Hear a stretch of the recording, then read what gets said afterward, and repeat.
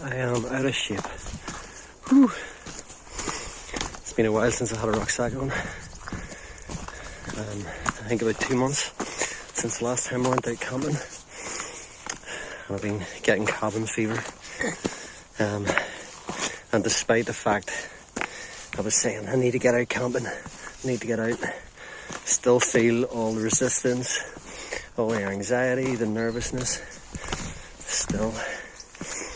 So, but it is going to be cold, but it is a beautiful winter day. Not much light left, but so it's about 3:15 now.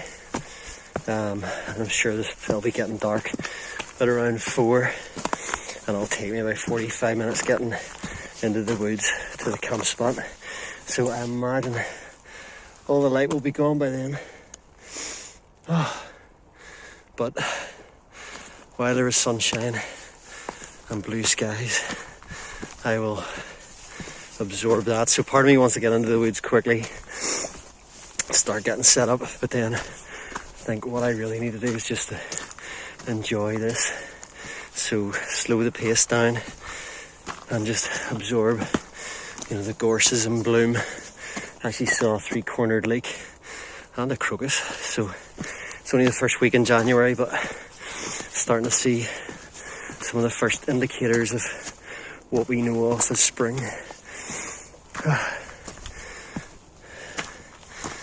Woo. Right, slow down, relax.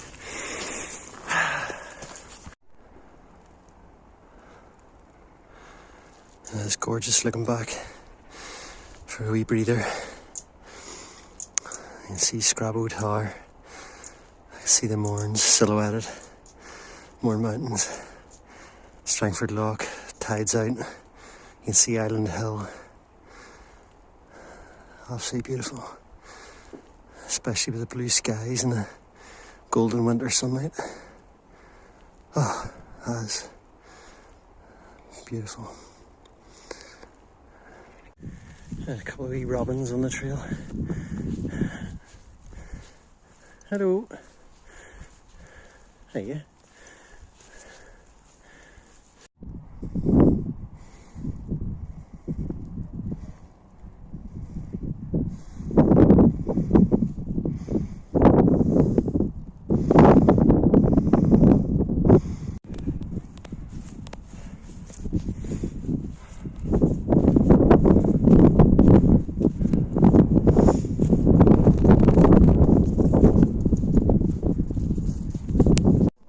So that's probably the last bit of sunlight. I might get little glimpses through the trees, but this is now into the woods proper, into the darkness.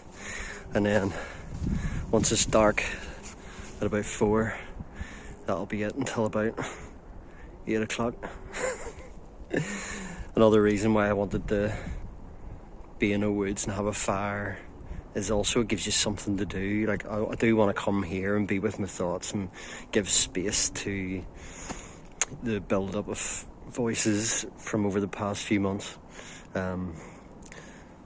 but also it'll also be nice to have some therapeutic wood chopping as well. Okay, here goes. So last time I was here, it was mostly water obstacles. There are water obstacles, but it's mostly mud now this time. So yeah, I'm very glad I've got some daylight to go through here, because it would be a bit of a nightmare if I was doing this in the dark. Slows one down a bit.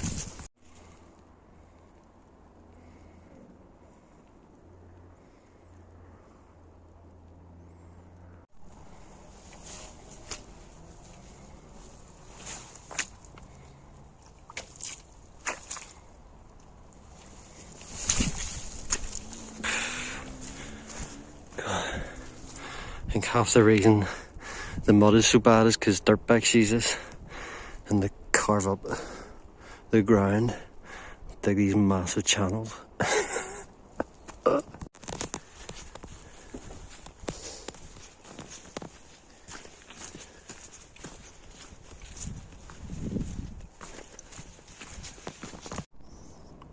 This bit is always the worst. It's like a lagoon. It's almost permanent these days. This is lovely. Getting the last bit of light reflecting off all the trees. All the bare trees.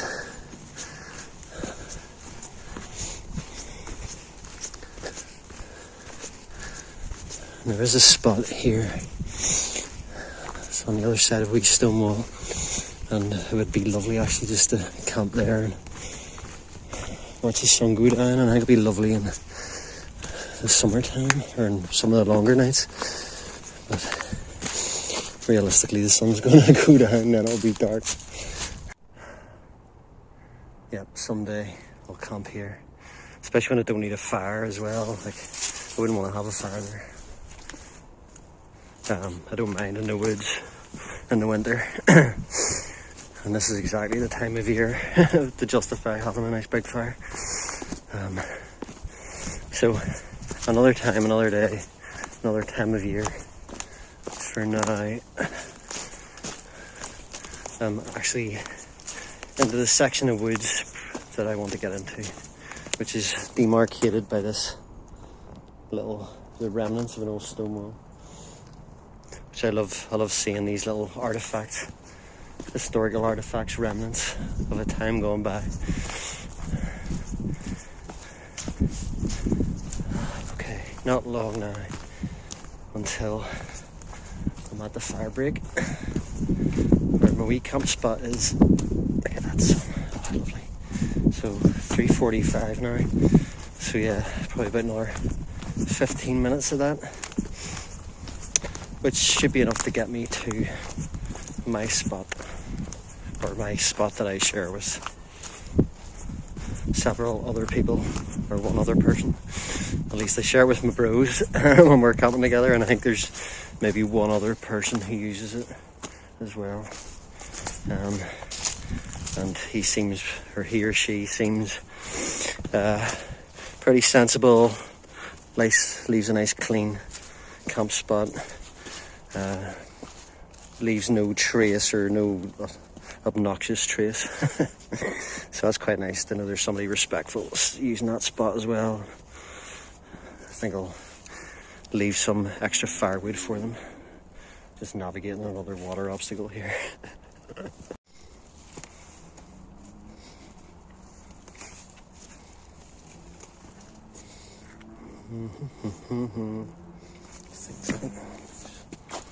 Jeez. There's a rock there. I'm going to try and get that. And then over here. Okay. Right, I think that's the last super muddy bit.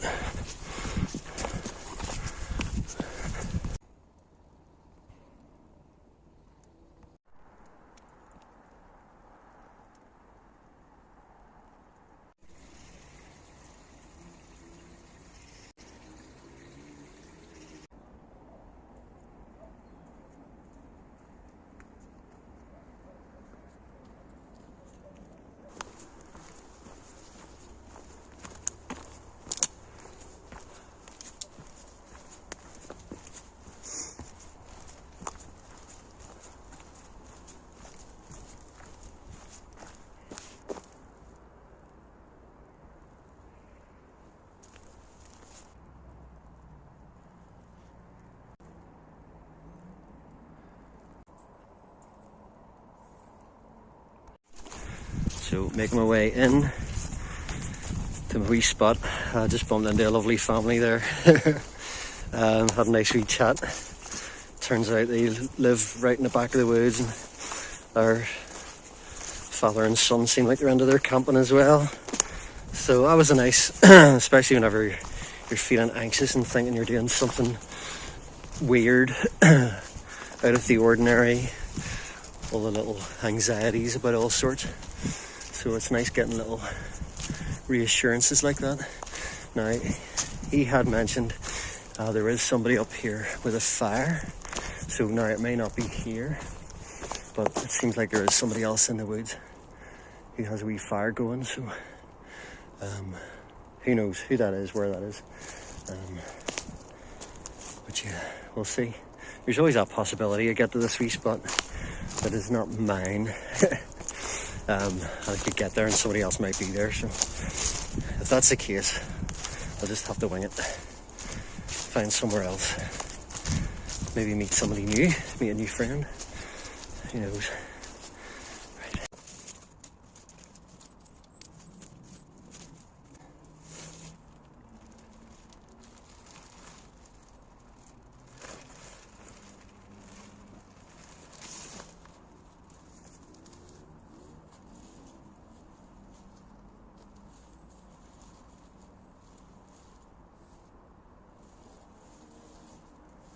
So I've had an idea.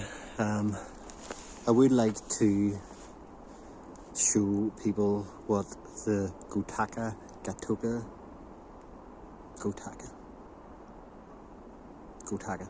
Gökotta one person tent is like and how it performs. Realistically, it's just going to be cold tonight. There's no wind, there's no rain forecast.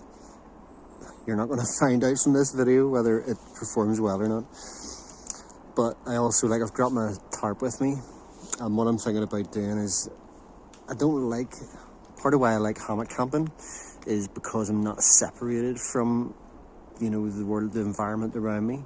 And I think there's part of some of the anxieties that come are from what I call compound mentality. It's like you seal yourself into your little safe cocoon, and then you're separate from the world around you, and then all the stuff that happens in the world around you, like your rucksack falling over and scaring you, it exaggerates it.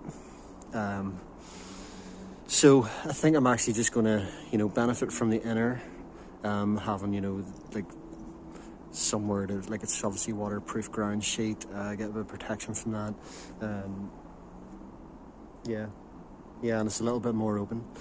And then just have the tarp coming out so that I've got a nice big porch. So that's what I'm thinking.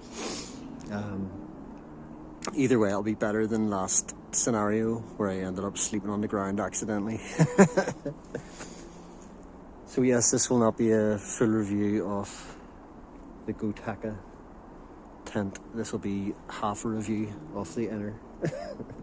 Either way, it's light. It's so light, 1.1 kilograms all in. And my tarp is a super light silicone nylon tarp by Flames Creed. Cost 43 quid. It is 500 grams or something. So the two of those, which gives so much versatility, and it comes in at about 1.5 kilograms, which is great. Right, losing light, so I'm gonna try and get set up. Big shout out to Ben Noble and his family. It was nice to meet yous, and it gave me a little stir of motivation to do what I'm doing. And I needed it. Right, here goes. Boop. Tell you what, I can feel the cold in my fingers. I haven't had these gloves out for ages. They're wee mitts from Decathlon, which I've loved. And I cut the thumb off because I was rolling cigarettes, and not being able to use my thumb was a pain. So I've cut that off, and that means I don't have it. They have another wee set of gloves but they're soft shell, they're not really that warm, and they have a wee thing that pulls back on the thumb as well, which is great. So ideally, if they had these, but with a wee thumb cover that velcroed on, it'd be great. So these are super. And I'm so glad I brought them. Jeepers, it's been a while since I've been out in a very cold camp. Right, got this ridge line undone and get that up. Before the light totally goes, I brought out my new axe by a brand called Prandi. It's a German style hatchet, but randomly made in Italy. Cost about £40. But yeah, I'm looking forward to using that tonight. And hopefully it'll get me lots of nice dry wood to keep me warm tonight. Right, the light is dying.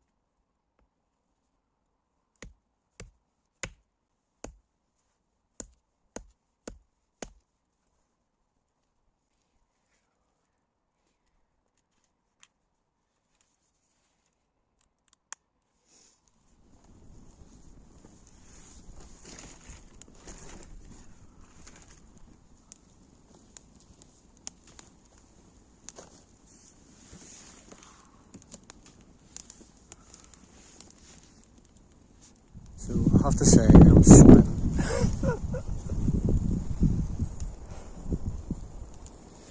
But that's probably because I was doing a bit of sawing and a bit of chopping. And I've only got a thermal base layer, and then like a kind of thick hoodie, and then a wee cheap regatta puffy, and then my Montane Icarus puffy. And I've a feeling actually like having the chest pack on is keeping a bit of heat in too. So yeah, I'm pretty toasty. I will get colder, but I think it's only about 7 o'clock maybe. Smoke in my eyes. I was a bit lazy with the fire. Just used some Vaseline cotton balls, which I haven't used for a while. Actually been very good at starting fires with birch bark. I'm a ferro rod, but I thought tonight I would treat myself and just use the lighter Vaseline cotton balls. Yeah, and it's my plan is just to sit with my thoughts. There's been a lot of stuff going on. I think I've been struggling a fair bit in the past couple of months for various reasons, and I just need that space to abide, the space to abide, to commune with myself, to commune with the different parts of myself. And I think as much as I don't really like the term resolutions, but I do like the idea of setting your intentions to live your life intentionally in general. And it's easy to get caught up in just responding and reacting to life and things that are happening, and even just the day to day. So I think actually just setting intentions, having a vision, creating a vision for what you might like just your future to be, and a lot of that is to do with how you are in the present. A lot of your future is determined by how you are in the present. So bearing that in mind, but also setting some intentions. And this is as good a place as any to do that.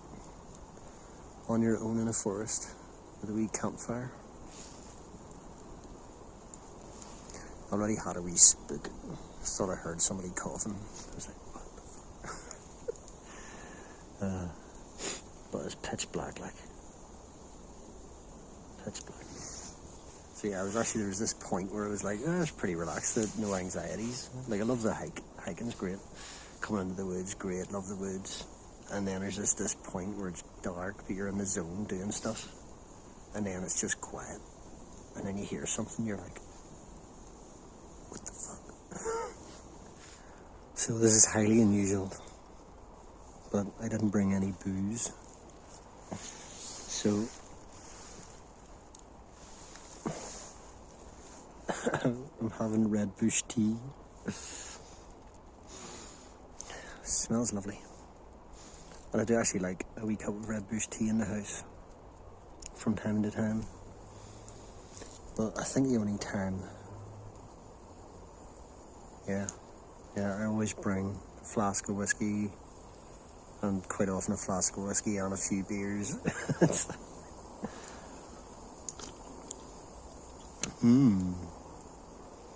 So yeah, it's a big thing. Big thing and not a big thing. Anybody that's had issues with alcohol in their lives will know what I mean, or have made a journey into it. It's a thing, and it's not a thing. It's But yes, I want to commune with myself. I want to listen to myself. I want to give myself that space. Love myself enough to listen. So I don't really want to muddy the waters. Yeah, I just want to be here and sit and abide like a tribal council where the village elders come together. So my wee selfie light is gone. I can charge that up. So yes, I've decided to not bring any booze with me tonight, and really give space and value that space enough not to muddy the waters with whiskey or beer or ale or whatever else. And I know, like, years ago that would have been a much more difficult decision to make, and it would have tormented me. I'll say tormented me. I would have felt very, very uncomfortable, and it would have been a really big deal. And I am glad that I am where I'm at now, where it doesn't feel like a big deal. It's a big deal because I haven't gone on a camp without drinking, probably since doing the Inca Trail in 1990 something. It's not been, my life has been, especially since I've been about 23, has been very,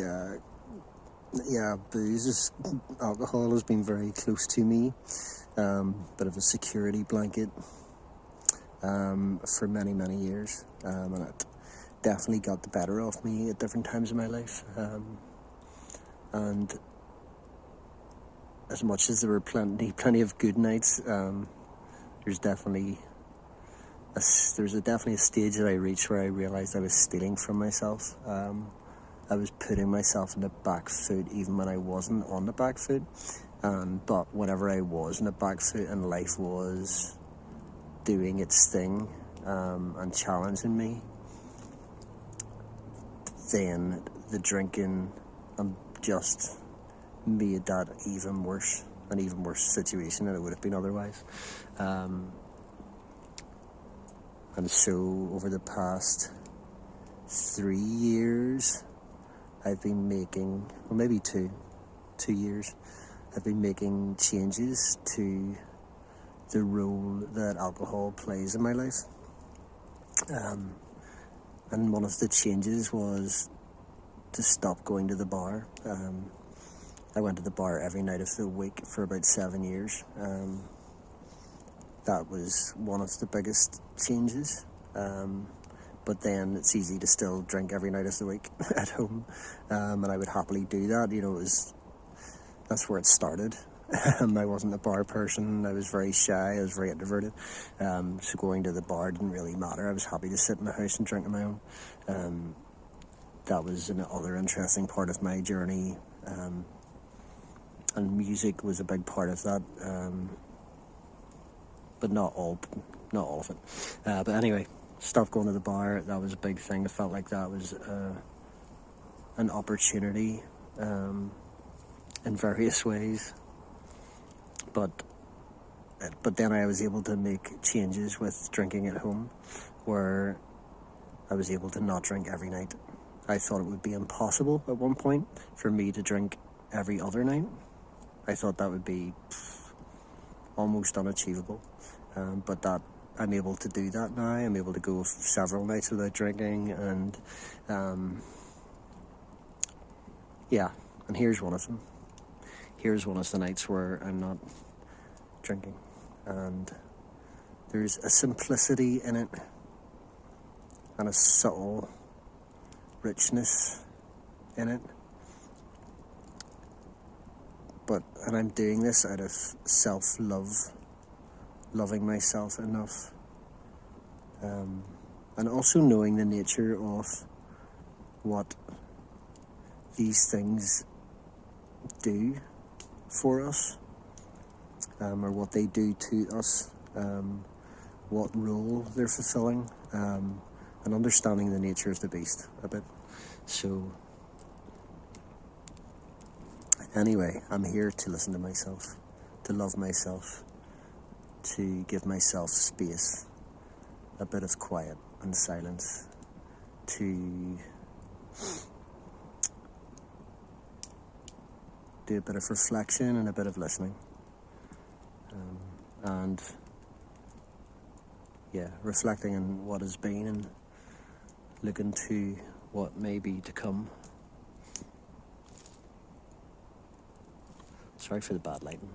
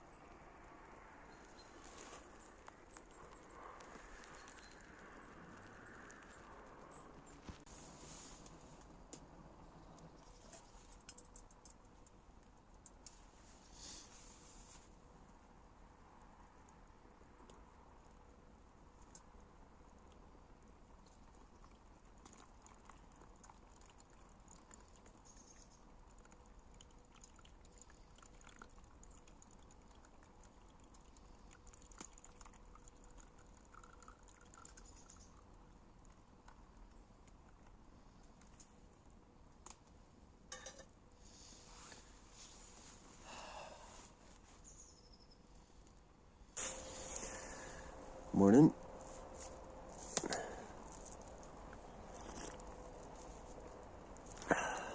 Oh yeah.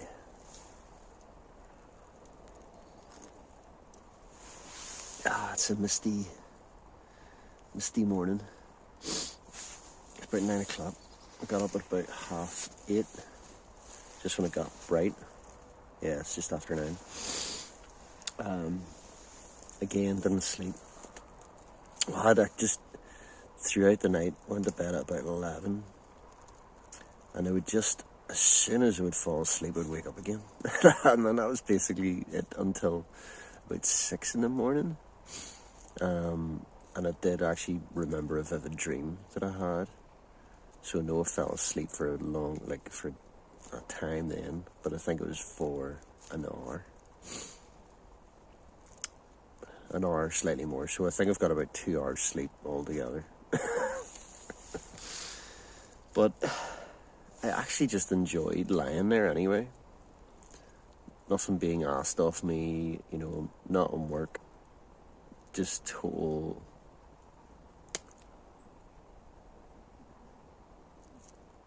Yeah. Just appreciating lying down. Just the way, some people just go lie in bed. So for me, I was just lying there, and I actually was warm enough. There's only one point my feet got a wee bit cold at the coldest point of the night. I do feel like it must have got to about 1 degree. I don't think it fell to 0, maybe 2 degrees. But yeah, the rest of my body was fine. And my probably upper body was starting to feel a wee bit of a chill-ish. But other than that, really comfortable. The X-bed mat seemed to work a treat, and I had a foil underlay under that too. So as far as under insulation, I had plenty. And I really liked the setup of the inner tent with the tarp. I love that openness. It gives me the best of both worlds, I think. And it was nice this morning because there's so much mesh in the tent. So even with the tent zipped up, you just look out through the mesh and see what kind of day it is. But also having that nice big porch space. If it is raining. And it did rain last night actually, and it sounded heavy enough. And I definitely heard a vixen again last night, which makes god awful noises. It's, if you were of an anxious mind, it would scare the bejesus out of you. The banshee sound. And then I heard later on in the evening, I think about kind of time, I can't remember if that was first thing this morning around 6 o'clock or so. I think it was actually. And I could hear these big, I assume male deers, may not, but one of them sounded very, very deep. But 3 deers calling to each other, very powerful, because one was way in the distance. One seemed like it was only a few hundred yards over this direction, and then another one was further beyond that, and then another one seemed like it was many fields away somewhere. That was pretty cool. But yeah, and I didn't feel anxious really about the critters this time. And it's not the critters, it's the noises, it's the unexplained noises, really. But I think I definitely felt more of a sense of acceptance of that. And even if it was critters, even if it was deer moving through the camp, or pine martens having a curious sniff around or whatever, I was just making my peace with it. And I do think actually having the trail camera, which I've got set up now in a different location over there somewhere, just in case it catches any daylight stuff. Some of the pine martens will be active right through to 10 in the morning. But yeah, I had it set up so it was on the tent, so we'd see anything that was coming up to the tent or around the tent. So it'll be interesting to look back and see. And I think it was making actually noise, clicking noises. I have to look into that. It sounded like it was actually clicking it whenever it did actually capture something. Don't know if it's a good thing or not. Maybe it just makes the critter turn around. Here's the click. Smile for the camera. But yeah, it maybe helped me tap into maybe the excitement about, you know, the possibilities of what's here.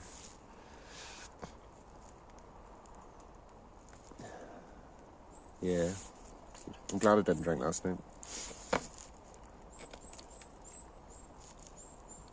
And I think, like, I really appreciate, like, I value it so much these days. Like, I value waking up clear-minded. And saying that, like, quite often I wake up, if I have these I don't know if anybody else is like this, but for most of my life, I have had a mad dream life. Like, I've had, like, these vivid dreams. I've probably got more. It's probably escalated over the years. So at least the last 10 years, I have so many vivid dreams.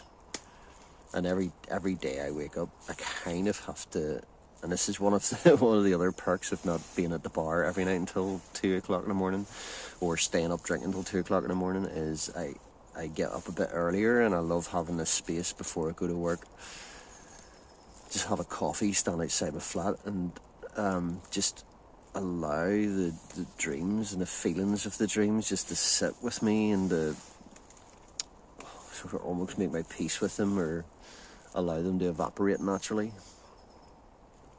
before walking into the day. Because, like, easily I could have been caught up in a mental dream, had the dream feeling, which could have been like anxiety, dread, anger, whatever, walked into my day rushing in to get into work, and then whoever's in my workplace is there and they've got their energies, and it's like, it was just not my ideal at all. I like calmness.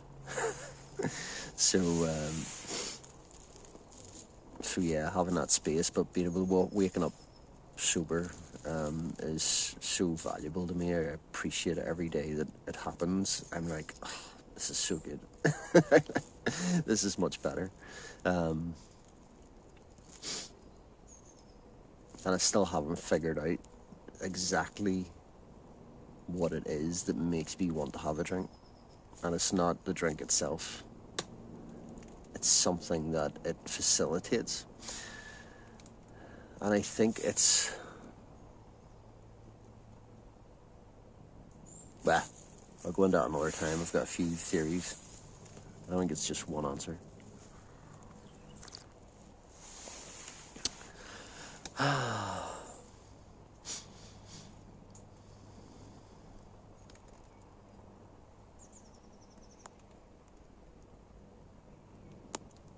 It's nice the birds started much later this morning. It wasn't like a dawn chorus. Well, I suppose dawn is like 8 o'clock. Yeah, it was nice. And the robins are so... This time of year, they'll come so close, so close. One flew right past my face earlier. And then there's the two that I saw yesterday on the trail, and they were like... And then yesterday I walked past one, it was only about 30 centimetres from my feet. Brilliant.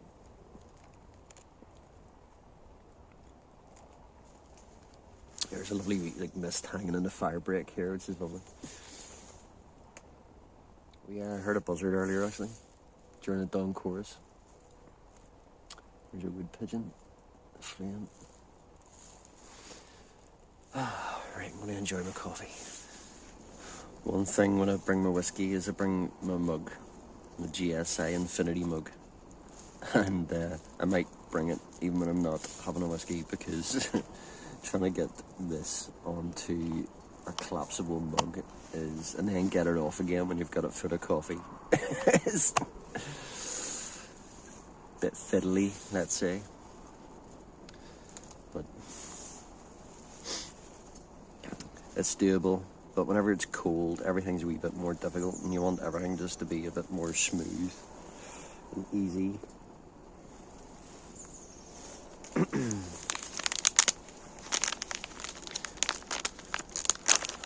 So I don't know if any of these are into your woo-woo thing. But in woo-woo land, there's a couple of things that I like. One of them is actually not really woo-woo, I don't. One is the Enneagram, and one is human design.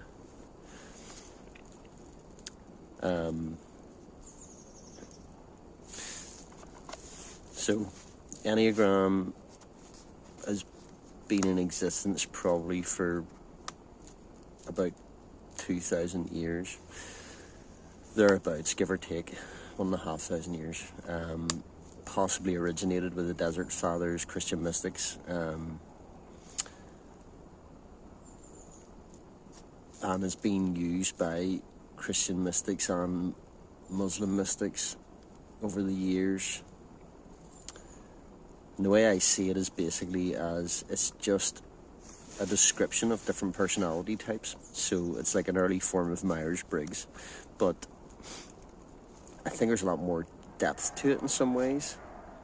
And it used to be seen as like a wisdom, a sort of a higher wisdom that was only passed on to those that were trusted with the knowledge and insights that it gave. What I like about the Enneagram is it doesn't explain why you are the way you are, whatever way you're wired. And there's 8 types on the Enneagram. But I find it really useful in understanding who I am and what I'm not. Sometimes we're trying to be something we're not, or think we should behave in certain ways because that's seen as the norm or standard or whatever. And it's for me anyway, I find it like liberating.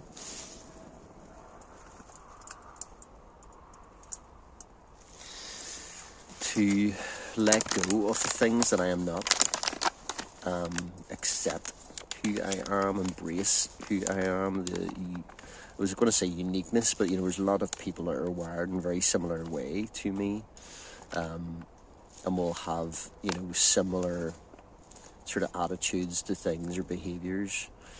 So it's unique in a way, and you'll have your own unique expression of these things. On the Enneagram, I'm a type 4. There's also unhealthy versions, and then there's you can then mature and express those same things but in a healthier kind of way. So type 4 is a lot about independence, and being individual. So that could be things like in groups. In a group dynamic, I have this need to separate myself or individualize myself, or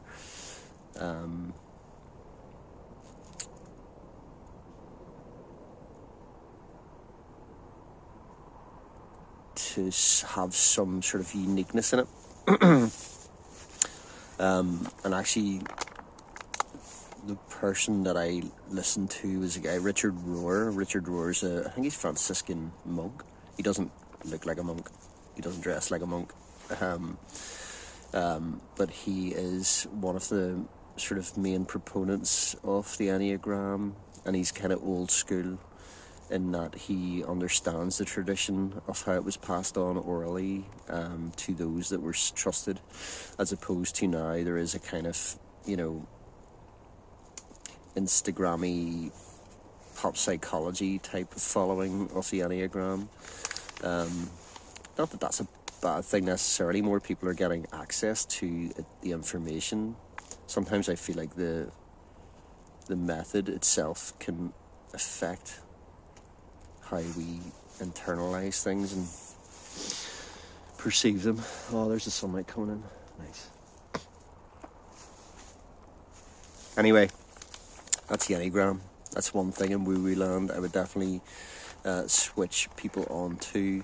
And the other is human design, and it is definitely more woo-woo. Like the guy that kind of came up with it is a bit of I think he's just a genius, and he's merged lots of different systems. I think Enneagram's in there, astrology's in there. There's all sorts. It's like a comprehensive system using all of these wisdoms. Anywho, in the language of human design, I am a manifester. And recently, my girlfriend actually shared with me something about manifestors and what manifestors need. And it was so clear, even though I kind of know it. And this is where these things can be useful. because we get lost sometimes, and I felt so lost the past 2 months, and I really struggled. And a lot of it was just that I wasn't getting a quality alone time, me time. And if I don't get that, I feel suffocated. I feel swampy. And it's like the way I recharge my batteries is, to get that quality alone time, like this stuff here. But it could be other things, and the reality was, I think I was relying on camping. But yeah, it's the alone time, and unfortunately, my alone time wasn't a good quality alone time. Drinking beers, and it's like, I wasn't doing the stuff that I need to do that gives me that breath of fresh air, the clarity, it just helps me shed burdens, process things that are going on. And there may be nothing going on, but if I don't get that space to realise there's nothing going on, I can still feel, so partly the need to do this and get out was to do with that, and I think this is definitely one of the spaces that I will intend to do, regardless of, anxieties and whatever else, to just come and abide, to commune with myself. And I think the other thing that I used to do a lot of was reading. I want to do more reading, but that's somebody else's voice, it's but as far as the quality of internal space that I have when I'm reading compared to when I'm like flicking through a phone screen, is a world of difference. And the other thing is writing. I used to write all the time. I had a blog. I still have a blog. It's just not promoted in any way, shape or form. But yeah, and I used to journal a lot as well, and I kind of want to get back to that. And actually last night I sat, and fair enough, it was on the device,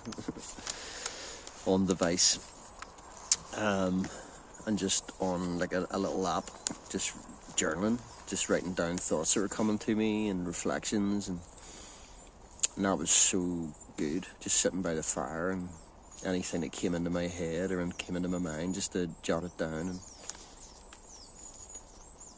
that is something I want to do more of, and that's something I can do, not just relying on getting out for a camp, but going out for a walk on my own, or going to a cafe and sitting writing in a journal.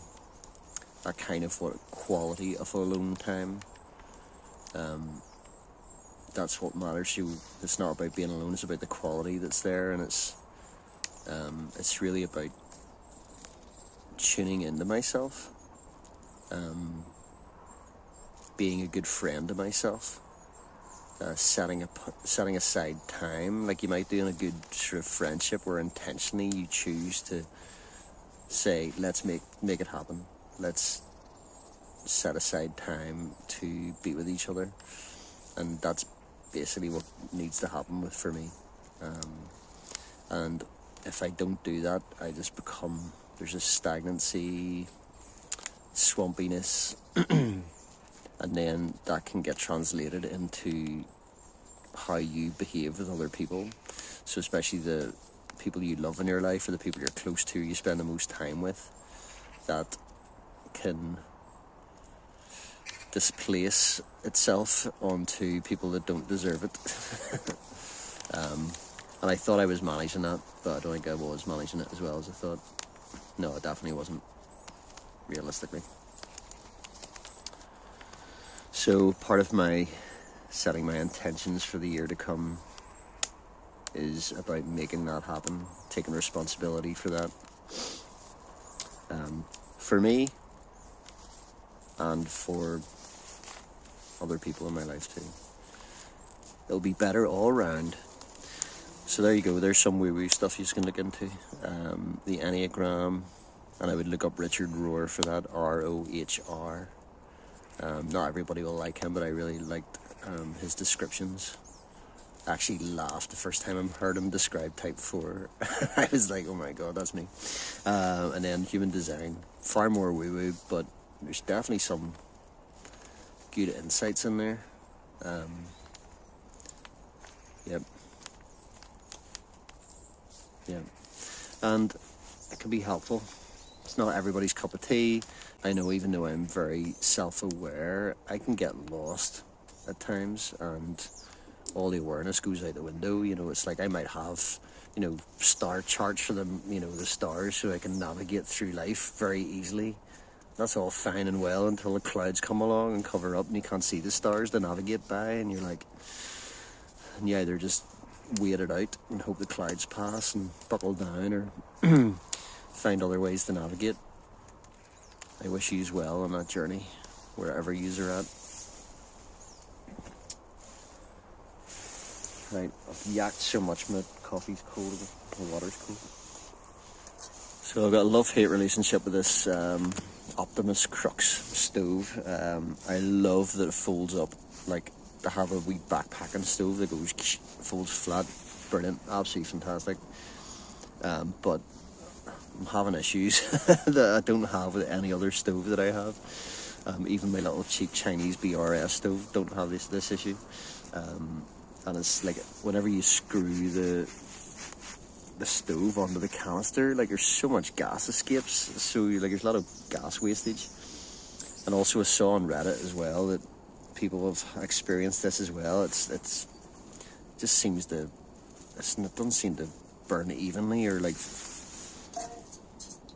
actually not too bad this morning. It's behaving itself a bit more, but it seems to be a bit hit or miss, and you tend to have to either crank it and have it on full whack, or it doesn't seem to easily.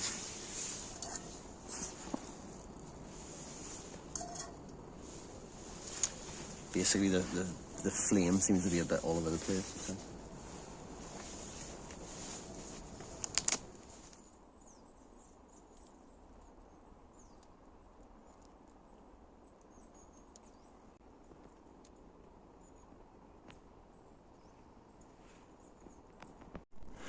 That's me all packed up, ready to go. Final checks. Got my wildlife camera, that was important. Any random pegs lying around. Ridge lines, which I tend to leave in the trees and forget about. Right. What a lovely morning. Right, time for the walk out. I think there's somebody else camping up here. I can see smoke hanging in the fire break here.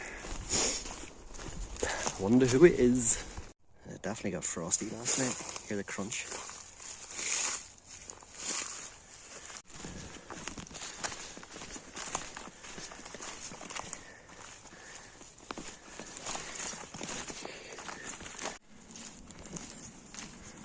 Oh yes.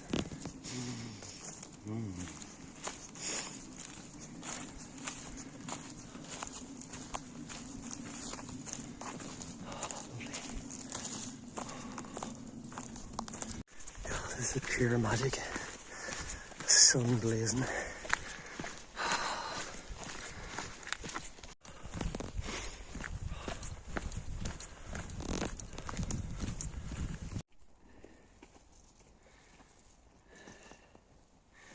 Some ice. It might have actually got down to zero last night.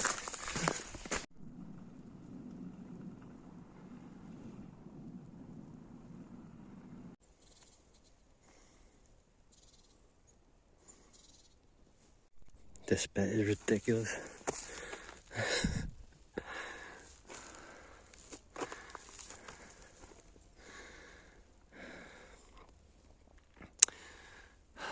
I'm gonna start wearing wellies.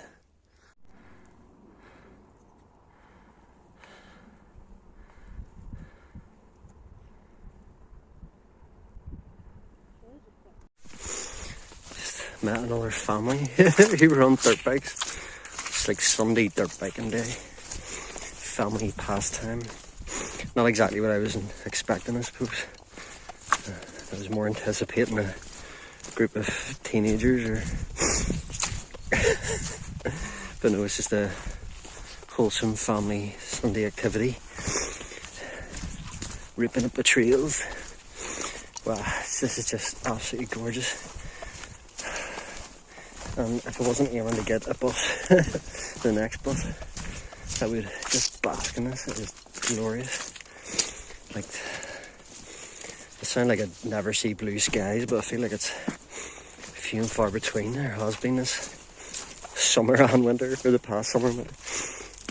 So blue skies for the win, sunshine on my face, and the view over Strangford Loch. And a wee robin on the trail. Boop, boop. Just what the doctor ordered. Just look at that gorse.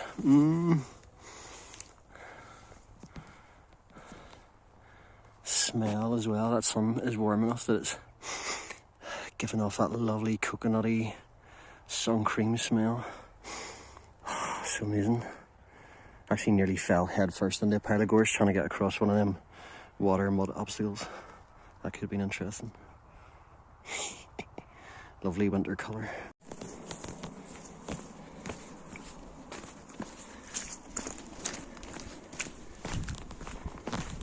So every single trail biker, dirt biker, quad biker that's gone in there have been super friendly.